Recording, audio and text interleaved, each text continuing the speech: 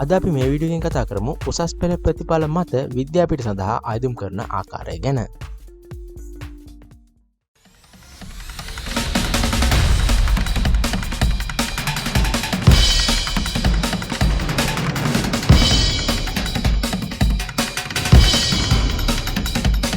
සීනියක් වූ රැකියා අවස්ථාව තවදුරටත් සීනියක් නොවන්නට දිනපතා අලුත් වන රැකියා වේගවත් සහ නිවැරදිව ආයුම් පත්‍රය සමග නොමිලේම වූ එකට. ඔයාලා ගොඩක් දිනෙක මේ වෙද්දි දන්නවා ඇති විද්‍යාපීඨ අවුරුදු 3 පාඨමාලාව ගැසට් කරලා තියෙනවා කියලා. අපි මේ වීඩියෝ එකේදී මුලින්ම කතා කරන්න බලාපොරොත්තු වෙන්නේ මේ සඳහා අවශ්‍ය වෙන මූලික සුදුසුකම් මොනවද කියන එක ගැන. ඊට පස්සේ මේ සඳහා ආයුම් පත්‍රය යොමු කරන්න තියෙන්නේ ඔන්ලයින් ක්‍රමයට. මේක ගොඩක් අමාරු ඇප්ලිකේෂන් එකක් නෙවෙයි, ගොඩක් දුරට සරල ඇප්ලිකේෂන් එකක්. අපි පියවර බලමු කොහොමද මේ ආයුම් පත්‍රය යොමු කරගන්නේ කියලා. ඒ අතරතුරේදී අපි කතා කරමු මොනවද මේ සඳහා අත්‍යවශ්‍යව දැනගන්න ඕන කරුණු කියන එක ගැන. මේ වීඩියෝ එක යන්න කලින් කියන්න ඕන වීඩියෝ එක ඇතුළතදී පොඩි අකුරු තියෙනවා. ඒ නිසා ඔයාලට පැහැදිලි නැති වුණොත් වීඩියෝ එකේ ක්වොලිටි පොඩ්ඩක් වැඩි කරගන්න. එහෙනම් අපි යමු වීඩියෝ එකට.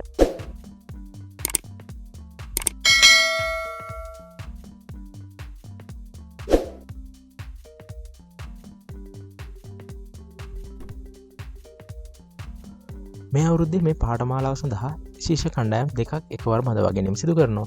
ඒ 2019 වර්ෂයේ උසස් පෙළ ප්‍රතිඵල මත සහ 2020 වර්ෂයේ උසස් පෙළ ප්‍රතිඵල මත. මේ අවුරුදු 3ක පාඨමාලාව සඳහා විද්‍යාපීඨයකට බඳව ගන්න මේ කණ්ඩායම් දෙක සඳහාම අධ්‍යාපන අමාත්‍යාංශයෙන් ආයුම් පත්‍ර කැඳවලා තියෙනවා.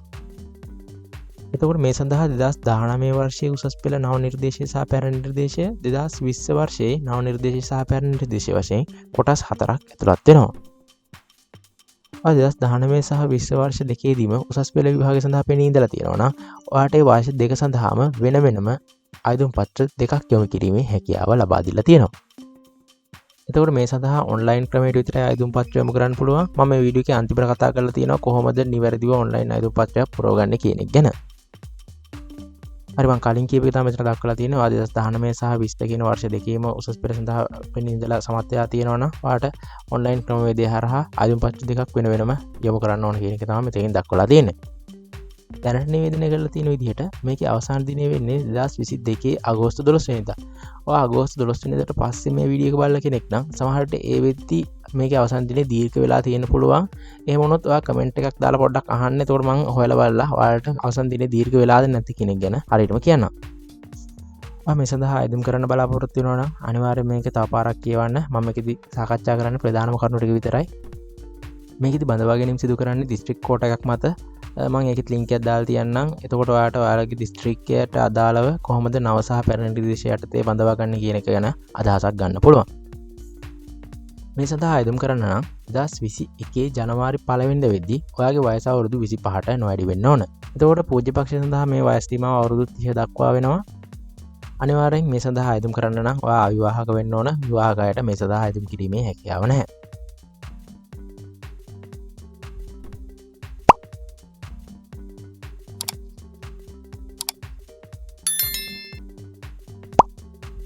අපි දැන් බලමු මේ සඳහා අවශ්‍ය වෙන මූලික සුසුකම් මොනවද කියලා. බුද්ධ ධර්මයේ පාඨමාලාව හැර අනිකුත් පාඨමාලා සඳහා ආයුම් කරන ආයුම්කරුවන් විද්‍යාපීඨ ප්‍රවේශයට ඉල්ලුම් කිරීම සඳහා 3.2 සහ 3.1 සඳහන් මූලික අධ්‍යාපන සුසුකම් සපුරා තිබීම අනිවාර්ය වේ. අපි දැන් බලමු 3.2 මොකක්ද කියන්නේ කියලා. 2019 හෝ 20 වර්ෂයේදී පවත්වන ලද උසස් පෙළ විභාගයේදී ප්‍රධාන විෂයන් 3කින් එකවර සමත් වීම. සිංහල හෝ දෙමළ මාධ්‍ය පාඨමාලා සඳහා උසස් පෙළ විභාගයේ අදාළ භාෂා මාධ්‍යයෙන් සමත් වෙලා තියෙන්න ඕන. හරි, ඊළඟට 3.1 අපි බලමු ඊළඟට 3.1 මොකක්ද කියන්නේ කියලා. හරි, මේකදී කතා කරන්නේ සාමාන්‍ය පෙළ විභාගයේ ප්‍රතිඵල ගැන. සාමාන්‍ය පෙළ විභාගයේදී මාධ්‍ය භාෂාව හා ගණිතය ඇතුළුව විෂයන් 6කින් සමත්ව ඒකෙන් 3කට සම්මාන සාමාර්ථ ලබා දීම අනිවාර්ය වෙනවා. ඔයා මේ සුසුකම දෙවරකදී සම්පූර්ණ කරනවා නම් විභාගයට පෙනී සිටි පළමු වාරයේදී මාධ්‍ය භාෂාව ඇතුළුව විෂයන් 5කින් සමත් වෙලා සම්මාන සාමාර්ථ 3ක් ලබා තියෙන්න ඕන. ඊළඟට මේකදී ඔයා තෝරගන්න විෂයන්ට අදාළවත් සාමාන්‍ය පෙළ විභාගයෙන් විශේෂ සුසුකම් ඉල්ලලා තියෙනවා. එතකොට මේ සුසුකම් ඔයා තෙවරකට නොවැඩි වාර ගන්නකදී සම්පූර්ණ කරලා තියෙන්න ඕන. මේකෙදි කියන්න තියෙන මූලික කරුණු ටික තමයි මේ ටික. මීට අමතරව දැන් මම කලින් කිව්වා එක එක විෂයන්ට අදාළව වෙනම සුසුකම් තියෙනවා කියලා. මේකෙදි විෂයන් 40 ගණක් තියෙනවා. මම දැන් 48ක් තියෙනවා. ඒතකොට හැම එකකම සුදුසුකම් වෙන වෙනම කියන්න ගියොත් සෑහෙන ලොකු වීඩියෝ එකක් වෙනවා. ඒ නිසා මම ඒකේ link එක දාලා තියන්නම්. ඔයාලා apply කරන්න කලින් මේ සුදුසුකම් ටිකත් ඔයාලට ගැලපෙනවද කියලා අනිවාර්යෙන් check කරලා බලන්න. හරි ඊළඟට ඔයා යුනිවර්සිටි එක අභ්‍යන්තර ශිෂ්‍යයෙක් විදිහට රෙජිස්ටර් වෙලා ඉන්නවනම් ඔයාලට මේ සඳහා අයිතිම් කිරීමේ හැකියාව නැහැ. මේකෙදි රෙජිස්ටර් වෙනවා කියන්නේ ඔයා UGC එක හරහා යුනිවර්සිටි වලට ඇප්ලිකේෂන් දැම්මට පස්සේ ඒ යුනිවර්සිටි එකකින් ඔයාව තෝරගත්ත කියලා ඔයාලට ලියුමක් එනවා. අන්න ඊට පස්සේ ඔයා මුදල් ගෙවලා ඒ යුනිවර්සිටි එකට රෙජිස්ටර් වුණොත් අන්න ඒකට තමයි අපි රෙජිස්ටර් වෙනවා කියලා කියන්නේ. ඊට පස්සේ ඔයා නීතිමය වශයෙන් ඒකේ රෙජිස්ටර් එක අවලංගු කරගත්තත් ඔයා මේකට සුදුසුකම් නොලබනවා කියලා තමයි මේකෙදි කියන්නේ. මේ පාඨමාලාවේ යටිතල පාසුකම් සහ වෙනත් ගාස්තු වෙනුවෙන් ඔයා ලක්ෂ 5ක අප බැඳුම් කරයකට අත්සන් කරන්න ඕන.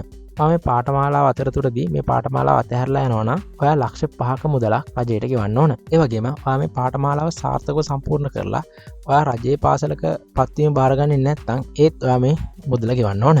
ඒ වගේම පළවෙනි දින 60 ඇතුළත ඔයා ඉවත් වෙනවා නම් ඒ දින 60 ඇතුළත ඔයාට කරපු වියදම් ටික ගෙවලා ඔයාට ඉවත් වීමේ හැකියාව තියෙනවා. දැන් මේකෙදි මේ වගේ නීති ගොඩක් තියෙනවා. ඒ නිසා ඔයාලා අයිතුම් කරන්න බලාපොරොත්තු වෙනවා නම් අනිවාර්යෙන් 3-4 පාරක්වත් මේක මුලින් ඉඳන් අන්තිම වෙනකම් කියවන්න. අපි දැන් බලමු මේ සඳහා කොහොමද ඔන්ලයින් අයිතුම් කරන්න කියන එක ගැන.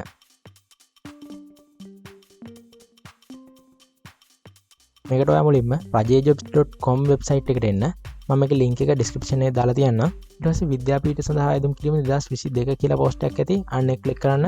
ඒක click කරගත්තට පස්සේ ඔයා මේ වගේ page එකකට එනවා. මේ page එක පහළට යද්දි full details කියන එක ඉස්සරහින් button එකක් තියෙනවා. අන්න ඒ button එක press කරගන්න. හරි ඒ page එක පහළට යද්දි basic qualification කියලා තියෙනවා. ඒ basic qualification එකේ තියෙන්නේ අපි වීඩියෝ එකේ කතා කරපු ටික ඔයාලා ටිකක් කියවන්න අනිවාර්යයෙන්. ඊළඟට විෂයන් වලට අදාළව qualification ටික තියෙනවා. ඒකත් ඔයා මෙතනින් කියව ගන්න. ඊළඟට course locations විෂයන් වලට අදාළ විද්‍යාපීඨ පිහිටලා තියෙන ස්ථානය. ඊළඟට වෙනත් වැදගත් තොරතුරු මේකෙත් තමයි සියලුම නීති රීති ටික දාලා තියෙන්නේ. ඊළඟට අන්තිමට district code එක දාලා තිනවා. ඔයාලට ඒකත් බලා ගැනීම හැකියාව මෙතනින් තියෙනවා. ඊට මම කලින් හිටපු page එකට යනවා. ඒකේ පහළ apply now කියලා බටන් එකක් තියෙනවා. අන්න ඒ බටන් එක press කරගන්න. ඊට පස්සේ මෙන්න මේ වගේ page එකකට එනවා. මේකේ පහළ agree බටන් එකක් තියෙනවා. අන්න ඒ agree කියන බටන් එක press කරන්න. ඊළඟට පහළ create a new application යටතේ GCE A level 2019-2020 කියලා බටන් එකක් තියෙනවා. අන්න ඒ බටන් එක press කරන්න. හරි මෙතනදී උසස් පෙළ විභාගයේ තොරතුරු ඇතුළත් කරන්න තියෙනවා. මුලින්ම විභාග ලිපි අවුරුද්ද ඇතුළත් කරන්න තියෙනවා. ඊළඟට new syllabus old syllabus කියලා ඇතුළත් කරන්න තියෙනවා. ඊළඟට විභාග අංකය ඇතුළත් කරන්න තියෙනවා. ඒ ටික නිවැරදිවම ඇතුළත් කරලා පහළ තියෙන submit බටන් එක press කරන්න. මෙතනදී ඔයාගේ උසස් පෙළ ප්‍රතිඵලය පෙන්නනවා. ඒකේ පහළටම යන්න. එහෙම ගියාට පස්සේ check O level examination result කියලා බටන් එකක් තියෙනවා. අන්න ඒ බටන් එක press කරගන්න. හරි ඊළඟට අහනවා ඔයා O level විභාගයට කී වතාවක් පෙනී ඉඳලා තියෙද කියලා. ඔයා දෙවතාවක් පෙනී ඉඳලා තියෙනවා නම් මෙතනදී අංක 2 select කරන්න. එතකොට ඔයාට ඒ ප්‍රතිඵලයත් ඇතුළත් කරන්න වෙනම box එකක් එනවා. මම මෙතනදී අංක 1 select කරගන්නවා. මොකද මම එක වතාවයි පෙනී ඉඳලා තියෙන්නේ. ඊට පස්සේ මෙතන ඔයා පෙනී ඉඳපු අවුරුද්ද ඇතුළත් කරන්න. ඊට පස්සේ විභාග අංකය ඇතුළත් කරන්න. ඊළඟට පහළ submit බටන් එක press කරගන්න. හරි ඊළඟට මේ පිටුවේ ඔයාගේ O level ප්‍රතිඵලය පෙන්නනවා. ඒ පිටුවේ පහළටම එන්න. පහළටම ආවට පස්සේ next කියලා බටන් එකක් තියෙනවා. අන්න ඒ බටන් එක press කරගන්න. මේ සයිට් එක ගොඩක්ම slow. මම ගොඩක් තැන්වල මේ load වෙන ස්පීඩ් කරලා තියෙන්නේ. නැත්නම් වීඩියෝ එක ගොඩක් දික් වෙන හින්දා ඔයාලට පුරවද්දි ගොඩක් slow වුණාට ගණන් ගන්න එපා. මේක මේ විදිහ තමයි. හරි ඊළඟට අහන්නේ ශ්‍රීපාද නැෂනල් කොලෙජ් එකට ඇප්ලයි කරනවාද කියලා. මේකෙදී ඇප්ලයි කරන්න තියෙන්නේ වතුකම්කරු ඒ කියන්නේ වතු සේවයේදී දින අයට. හරි මේ ගැන විස්තර ටික අද ඉම්පෝර්ටන්ට් කියන එක තමයි තිබ්බේ. ඔයාලට අවශ්‍ය නම් ඒ ටික කියව ගන්න. ගොඩක් අයට මේක අවශ්‍ය නැති නිසා මම මේක ගැන විස්තර කරන්න යන්නේ. මම මෙතනදී no කියන එක සිලෙක්ට් කරගෙන සබ්මිට් කරගන්නවා. හරි ඊළඟට තියෙන්නේ ඔයගේ කෝස් එක සිලෙක්ට් කරගන්න. මේක සෑහෙන වැදගත්. මේකේ තියෙන ප්‍රමුඛතාවය අනුපිළිවෙලට පුරවන්න. ඔයාට අත්‍යවශ්‍ය එක පළවෙනි එකටත් ඊළඟට අවශ්‍ය එක දෙවෙනි එකටත් ඊට පස්සේ අවශ්‍ය එක තුන්වෙනි එකටත් විදිහට පුරව ගන්න. හරි මේ විදිහට කෝස් එක සිලෙක්ට් කරගද්දී ඔයා සැලකිලිමත් වෙන්න ඕන කරුණු කීපයක් තියෙනවා. පළවෙනි එක තමයි අපි අර කලින් කියපු විෂයට අදාළ සුසුකම ඔයාට තියෙනවද කියන එක. දෙවෙනි එක තමයි ඔයාගේ දිස්ත්‍රික්කය අනුව දිස්ත්‍රික් පදනමින් කී දෙනෙක් බඳව ගන්නවද කියන එක. තුන්වෙනි එක තමයි ඔයාගේ කැමැත්ත. හතරවෙනි එක තමයි සබ්ජෙක්ට් එකේ වැලියු එක. මම සබ්ජෙක්ට් එකේ වැලියු එකට කලින් කැමැත්ත කියන එක ගත්තේ කොච්චර වැදගත් සබ්ජෙක්ට් එකක් වුණත්. ඒ කියන්නේ කොච්චර වැලියු එකක් තියෙන සබ්ජෙක්ට් එකක් වුණත් ඔයා අකමැති නම් ඔයාට ඔය කෝස් එක කරගෙන යන්න සෑහෙන අමාරු වෙනවා. ඒ නිසා ඔයා මේ විදිහට කෝස් ඕඩර් එක දාදී සෑහෙන්න හිතන්න. ඒතකොට දන්න අයගෙන් අහන්න, දැනට ඔය කෝස් එක කරන අයගෙන් අහලා බලන්න. හරි, මම මේ විදිහට කෝස් 3ක් දැන් සිලෙක්ට් කරගත්තා. ඊට පස්සේ මම සබ්මිට් බටන් එක ප්‍රෙස් කරගන්නවා. හරි, ඊළඟට මෙතනදී පුද්ගලික තොරතුරු අහලා තියෙනවා. හරි, මේකෙදී මේ විස්තර පුරවද්දී හරියටම 100%ක් ඔයාගේ විස්තර වලට ගැලපෙන විදිහට පුරවන්න. ඔයාගේ නීති අනුකූල ලිපි ලේඛන වල තියෙන විදිහට මේ පුරවන්න. මුලින්ම අහලා තියෙන්නේ name in full වගේ සම්පූර්ණ නම යටින් උදාහරණයක් දීලා තියෙනවා. අන්න ඒ විදිහට බලාගෙන ඔයා මේක පුරව ගන්න.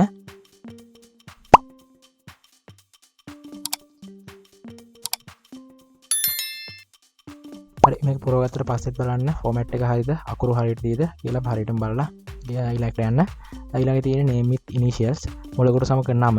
ඒකෙත් උදාහරණයක් පහලා තියෙනවා. අන්න ඒ විදිහටම මේක පුරව ගන්න. හරි, ඊළඟට උපන්දිනේ පුරවද්දි මේ යහපත් අයිනට මෙන්න අයින් තියෙන පොඩි එකක් නෑ. ඒ ක්ලික් කරලා ඔයාගේ කැලෙන්ඩර් එකකින් ඔයාගේ උපන්දිනේ හරියටම සිලෙක්ට් කරගන්න පුළුවන්. ඒ විදිහට උපන්දිනේ සිලෙක්ට් කරගන්න. හරි, ඊළඟට ඔයාගේ ස්ථීර පදිංචි ලිපිනේ පුරවන්න තියෙන්නේ. ඒක කොටස් 3කට කඩලා පුරවන්න.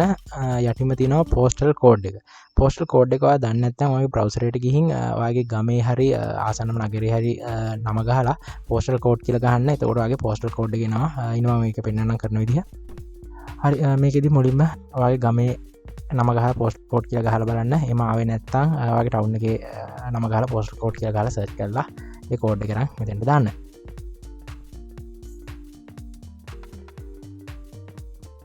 මෙතනදී ඔයාගේ ස්ථීර පදිංචි දිස්ත්‍රික්කය ඇතුළත් කරන්න තියෙනවා. මේ ඇතුළත් කරන දිස්ත්‍රික්කය පදනමින් තමයි ඔයාව තෝරා ගැනීම සිදු කරන්නේ.